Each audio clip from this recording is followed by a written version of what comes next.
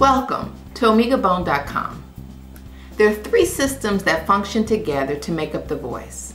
In this video, I'll be discussing tone production. Thank you for joining me.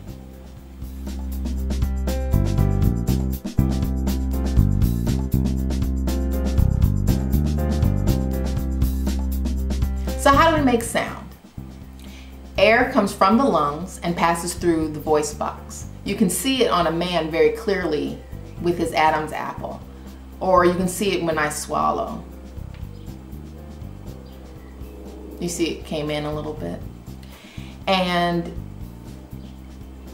inside the voice box, you have vocal folds that open to take in air, to close to keep things out of the lungs, like food when you're swallowing.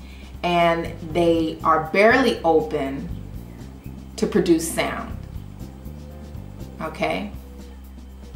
The vocal folds loosen and tighten depending on the pitch.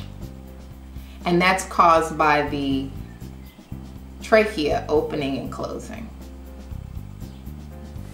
When someone's promising, oh, I can extend your range, a whole octave, what they're really doing is helping you work your extremities that you may not have worked before. You're not really increasing. You're not really gaining, because it's all based on anatomy. Men have a larger range than women because they have a bigger neck. They have more space to stretch their vocal folds. Like, take two singers, Mariah Carey and Rihanna. Mariah Carey has a larger neck than Rihanna. So Mariah Carey has the ability to sing more notes than Rihanna. So all you really can do is work with what you got. But in talking about the larynx, you're really not working it at all. This needs to be so relaxed. This should be, you don't want to have any tension here. You don't want to be manipulating this at all. This is so delicate. It's so tender. Let it do its thing. It knows, a baby can scream and holler for an hour straight. Because I promise you, both of mine have done that.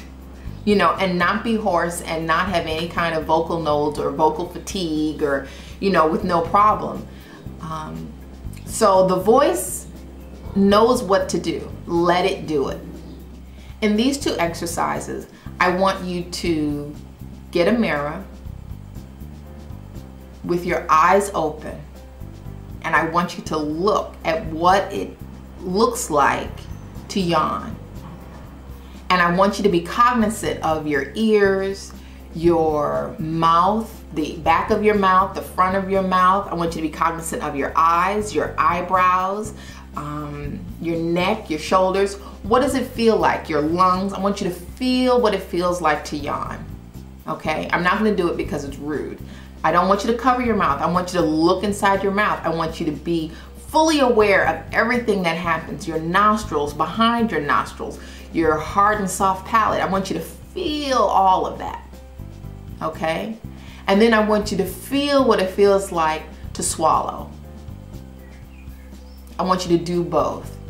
And when you sing, you need the same sensation as the yawn.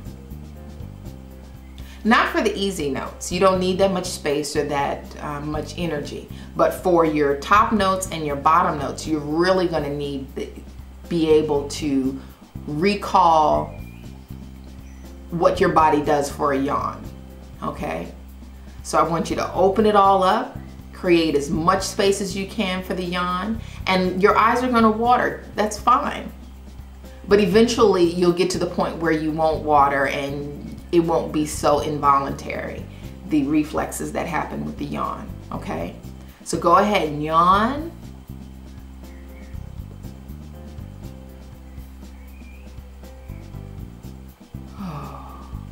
Okay? And then I want you to swallow. And you see how everything closes up? You don't want that, okay? And you don't want that much control over the singing, okay? But you want the space. You want the air. You want the life. Okay?